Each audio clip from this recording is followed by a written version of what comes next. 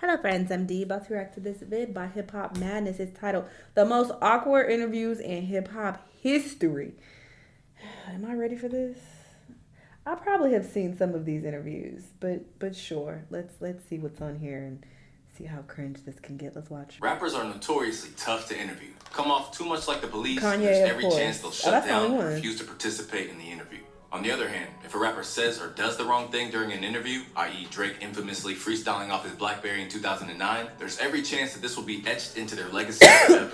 In this video, we're taking a closer look at some of the most awkward interviews in hip-hop history. Often when new rappers emerge, news outlets will try to poke holes in the image they've constructed around themselves. But often, the artists are too savvy, and all the journalists who tried to defame them end up doing is making them appear even more appealing to their fan base. That was the case when BBC attempted to tangle with a young Tyler, the Creator, and Odd Future. Flanked by the group's colorful cast of characters, which included Damo, Left Brain, Watching Beats, and Sid the Kid, a reporter made a mistake of underestimating the crew and clearly went into the interview with a preconceived idea of how he wanted to portray them. The result is a combative masterclass, with Tyler going out of his way to make things as difficult as possible. Okay, now what about your lyrics? What are you saying in your lyrics? Nothing to old white people off like you. Is that right? My lyrics aren't offensive.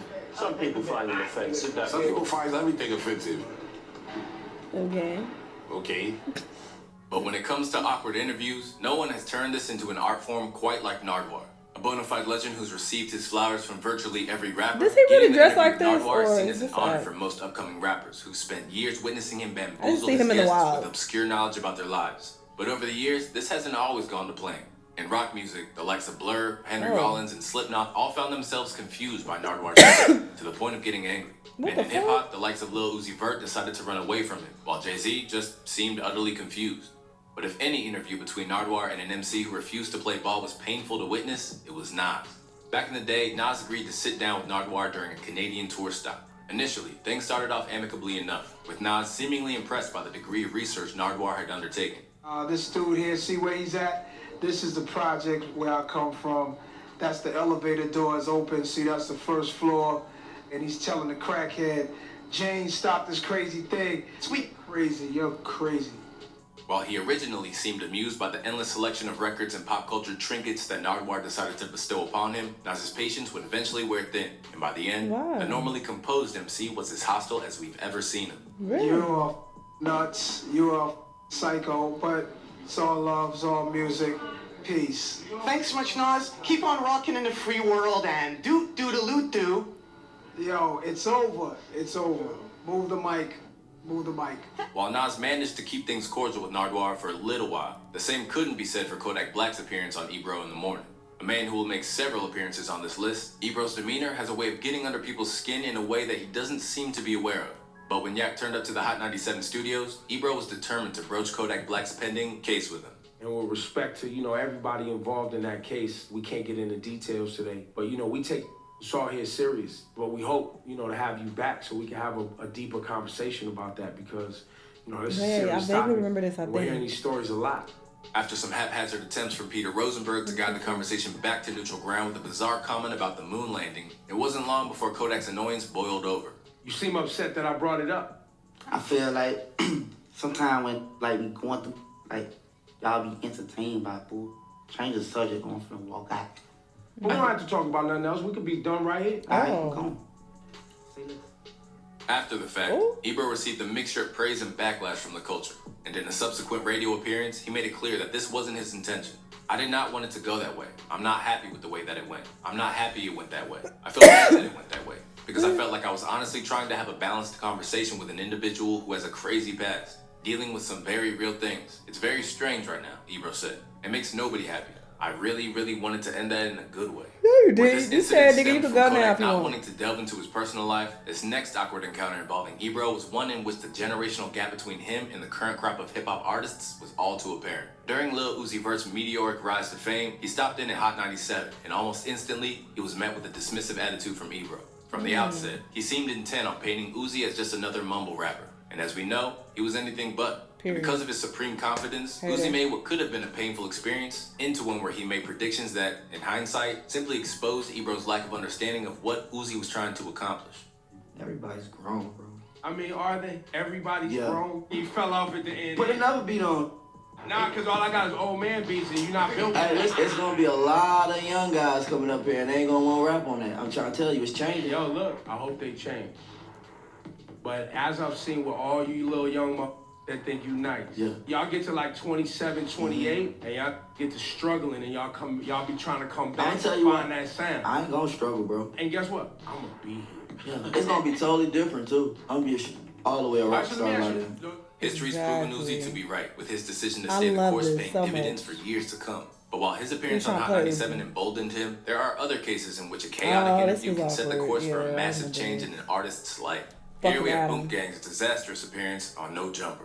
An incident which Adam 22 is categorized as the worst interview in No Jumper history. Boom appeared notably intoxicated from the start. And although there's an argument to be made that Adam should have never put him in front of the camera in the first place, he did appear to try to wind things up as soon as he could, particularly as Boom began to repeat himself.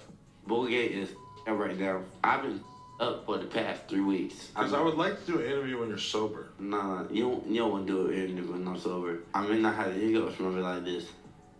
The hiccups are not the biggest problem, but yeah. Okay. Boom Gang, everybody. Thank you very much. Appreciate you.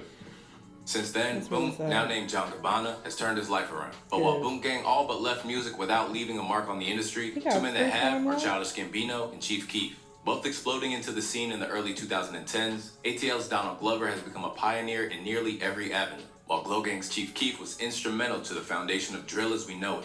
But as it became clear when Noisy aligned the two for a one-on-one interview, it became obvious that despite their significant contributions to the game, they lacked natural chemistry when brought together. Over the course of a painful 4 minutes, the pair couldn't find sufficient common ground, nor enough mutual admiration to make it work, with Keef clearly irritated by the conversation, making it known that he would rather not have to endure it, while Donald struggled to find something to say. You don't like talking that much. You say you're not a big talker. I feel that. You're 17. You're about to turn 18. Yeah. I didn't really like to talk that much when I was 18. I just kind of like drew a lot of stuff. Do you draw? Well, you got a lot of tattoos. Yeah, I ain't got no tat. I might get one that just says what I'm allergic to or something like that. I heard you like belts a lot. Somehow, things got even more excruciating when the conversation turned to music, with Donald misquoting Chief Keef's breakout hit in possibly the worst way conceivable. I spoke to people. That line, like a fart, that's what I don't like. Who's on that? Is that all on there? Yeah, no. What's the first part? What's the last one? That's Sneak Distance. I don't like fart. Right.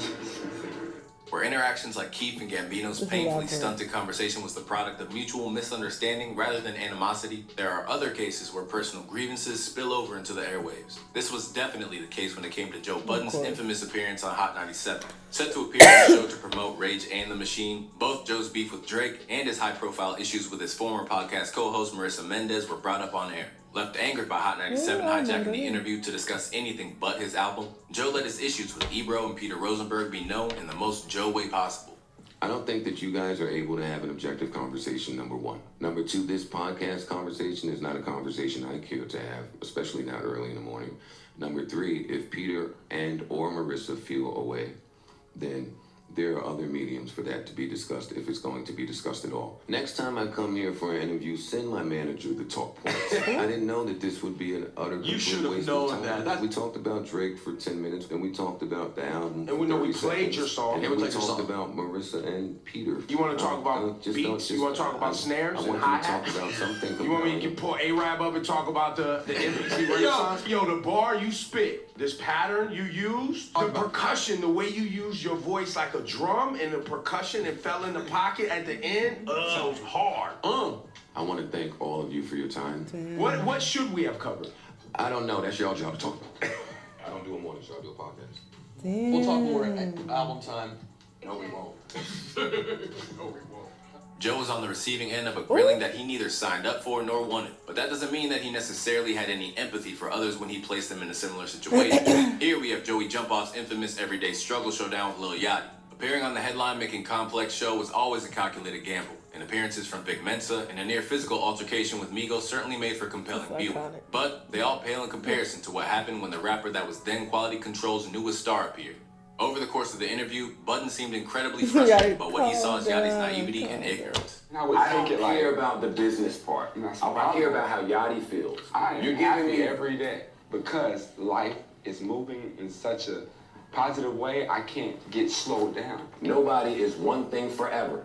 You cannot tell me in the music business you are happy 24/7. That is a lie. That is bull. And I refuse to have somebody tell me bull. I want to have an honest conversation. When you come from a college dorm room with no money and you ain't getting no play with no girls, you have no car, and you come to having 3-4 cars, you got millions of dollars, $500,000 on your body just to wear, how could you be upset? Because I don't think that's where your values lie. That's why. Is that sounding old guy mad still? It sounds like you know you got me trying to bring it back. I ain't gonna wait.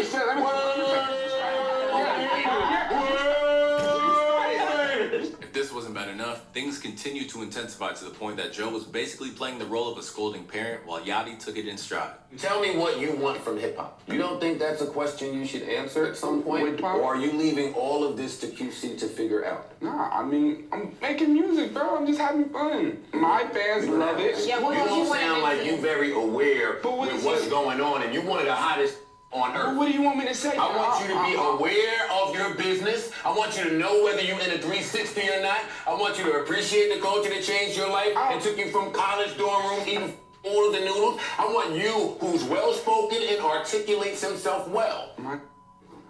Chill. The storm which refused to subside, Budden's harsh words resulted in a diss on QC's Ice Tray, a nigga flooded. Ice.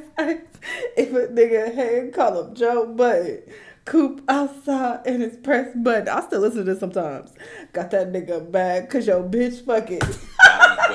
Since then, the two have squashed the beef. In a similar vein, our next entry is another instance where a rapper turned media personality. Well, it wasn't incendiary hard. debate. It was back in 2013. Kanye was an explosive form when it came to generating carnage wherever he went. A time where the man who'd become Ye was gradually becoming more and more outspoken. Things came to a head when he appeared on Sway in the Morning to promote his forthcoming album, Yeezus. Who's gonna be the Medici family and stand up and let me create more?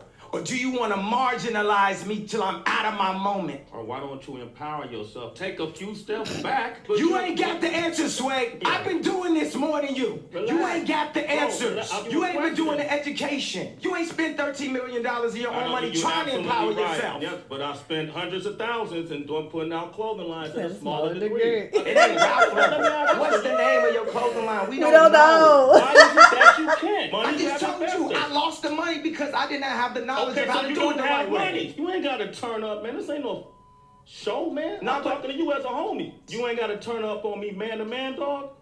These mics, we could turn all this off. You ain't got to do this. Don't try to embarrass us.